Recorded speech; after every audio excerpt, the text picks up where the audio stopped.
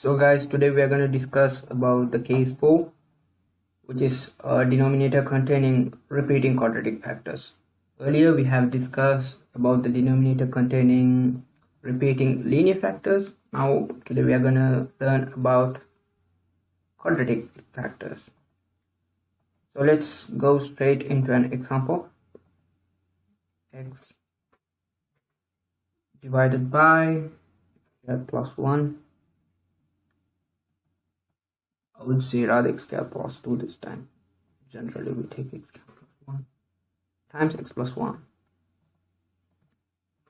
So here too, like, it's much similar. The only thing different is how we are going to write the numerator. Like I told you, when you have a linear factor to the power, whatever the power, we start from power 1 and then write till it reaches the maximum power. Here we do the same. Look here, the power is 2 and we start from power 1, power 2, and then we have another one. Here the numerator, earlier we wrote it as in linear factors we wrote it as 1. Since this is quadratic, we write it as ax plus b. Here you get cx plus d, and here as usual e.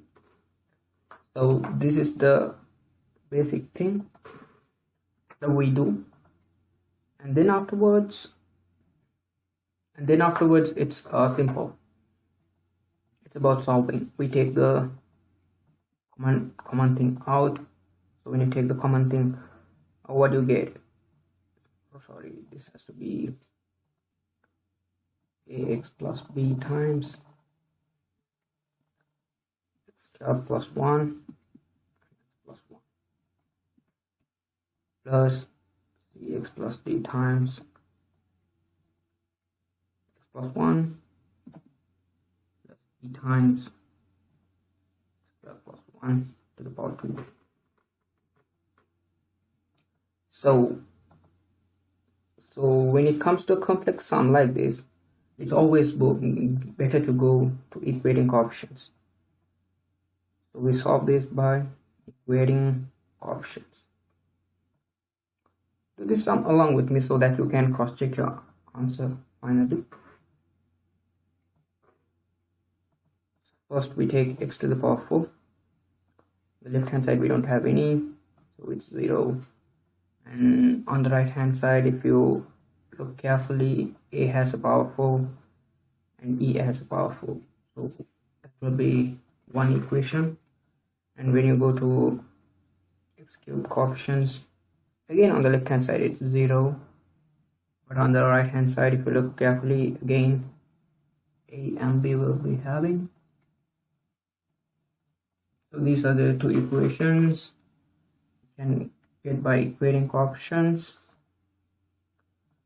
Now we put x equals 1, rather x equals minus 1. If we put x equals minus 1, we get minus 1 times 9e. So we should leave e as minus 1 over 9. And then we substitute, let's take it as 1. Let's take this as 2. We substitute in equation 1, so we will get a as 1 over 9. So when you get a as 9, now we substitute in 2, so we get as b equal to minus 1 over 9. So we have found a, b, and e. Now what we do is we put x equals 0. When you put x equals 0 and when you solve it, you get something like this: minus e minus 2 minus 4 over 9.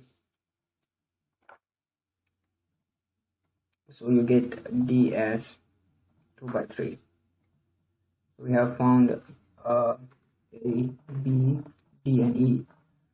We need to find c.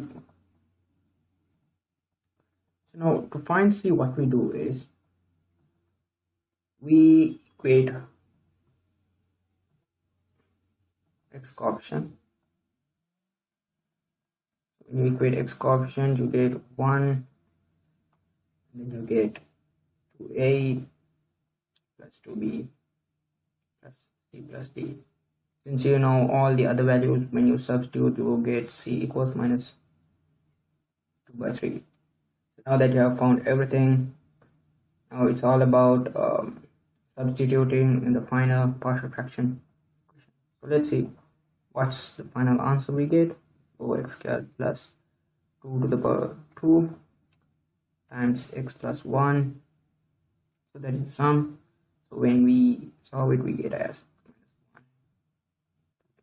9 times x squared plus 2 and minus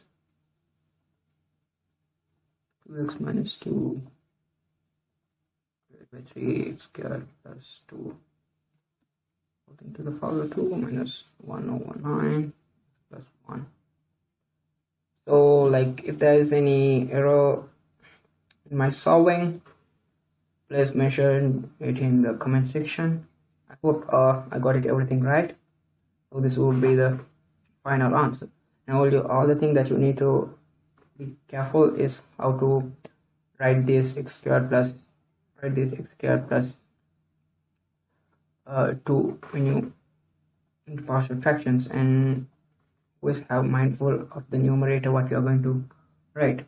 Okay, Thank you guys for watching the video. If you guys like the content that I do, give it a thumbs up and don't forget to subscribe. You also can follow me on the Instagram Maths for Me.